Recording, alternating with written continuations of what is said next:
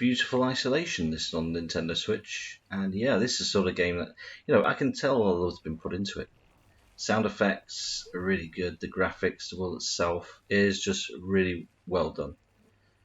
You find yourself running around the world quite a bit, to tell you the truth. A lot of exploring and looking for stuff, which I really kind of like. But what you notice is just these little tiny details in the game, like your footprints in the sand, the sound of the world itself, all the animals, everything like that, the wildlife just in the background. It just brings you a lot of immersion. You are accompanied by your dog and your brother, who you rescue early in the game. They accompany you along with the odd witty remark, which is pretty good. They just say some random things. It just keeps you entertained, I suppose, because the story's not too bad. It's not the greatest, but it's still pretty good, and it was definitely enjoyable to see through. In all, this game will last about 8 to 10 hours if you to fly through it. But if you did a lot of faffing around like I did and just explored and ran around aimlessly looking for gold like I did, then it's going to be a hell of a lot longer. Trust me, my playthrough's been heavily edited so far. I'm just impressed by it. You're looking for clues and stuff that help you in the game. Of course, the puzzles in the game are quite, tricky, But I won't ruin it for you. I will, as I say, I will do the playthrough and I'll show you how I solve some of those. But a lot of it's just blind luck and just collecting, search for not just gold, but the collectibles, codex, and that basically gives you the info you need to progress in the game. The character voices are really well voiced. They sound like the bad guys from Lethal Weapon 2. I'm not going to talk about Patsy Kensit. Gosh, she was fit.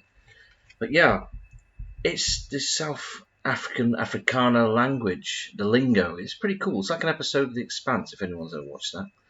It's really good. I guess it's just trendy to be an off-worlder and speak Afrikaans. I guess that's the way it's going to be in the future. Everyone's going to be South African. But it's fun. It's fun to interact with the people. And like most Brotherhood games that I've played, it's really well written and the characters are interesting. And the worlds are always well designed. Much better than some of Wasteland's efforts, even though Wasteland is pretty good. This trumps it. It just seems a bit more, rough and rustic. Kind of raw, I can recommend this game really highly. And, I guess you suppose, thinking about it, is there anything I hate about the game? Well, yeah, I suppose I've got to hit the drawbacks about it. I can't just gush for a couple of minutes about how great this game is, because to me it's a great game because it entertained me. I liked it. But I guess the fails, the flaws in the game, draw distance they talk about, when you find your ship around like here towards the Warden, which is a gate that transports you around the world, you'll find yourself kind of squinting. My eyesight's bad as it is. The invisible walls are a pain in the bum. They crop up and they're around the world, but stick to your map. You're not supposed to go everywhere, but you do get a number of worlds to visit, which is cool. That's where the Warden comes in. You get a nice little cutscene as well when you first start up the Warden, because you have to collect things. And of course, you collect things and progress in the story. Hey, that's fine. I like that. That's how it's supposed to be. It's got to be fun. Traveling through the Warden is decent. It's a good adventure. It's very it's very futuristic. It's again, it reminds me of The Expanse.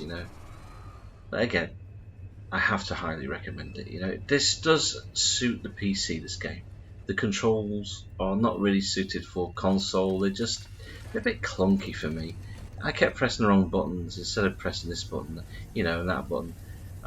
I'd end up just going to the wrong page, but it didn't matter. I just worked my way through it. You'll see me in the playthrough hitting the wrong button and going into the wrong screen to look up some parts of the info that you get.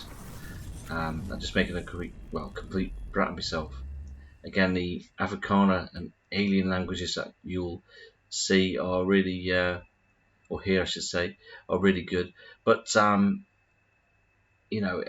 just not really impressed totally by the voice acting. I thought it was a bit too heavy with the old Afrikaans, But I get it. That's how the world's going to be. The artwork's superb. You have like a map book of all the info you've collected so far. That's really cool. And it's all hand-drawn stuff, from production, so it's nice. The world looks superb, I think. It's just something that makes you forget about what you're doing, and that's kind of interesting to me, because I love those games that take you away from your personal problems. I think to sum it up, it's definitely worth a buy. It's one of the better isometric games out there, adventure games. Check out the other Brotherhood games, which I've actually played as well, and I'm playing another one tonight, actually, because it just whets my appetite. I just love the worlds that these guys just come up with. This is definitely a cracking game. You have to pick it up, and without waffling on too much, you have to listen to these characters just to sell you on the world itself. They're so well voiced. Not all of them are awful, but most of them are just so witty, so witty, so much fun to listen to. Normally, I would charge for information, but for a lovely, strong creature such as you, I cannot help myself. Ask what you will. Here can help, but that not as nice as me. No. Thanks. It's useful to know. Let's see what you're trading. Ah, yes. Time is money, Chief, and I'm all out of free information. Let's Best trade. damn hunting bug this side of Slag.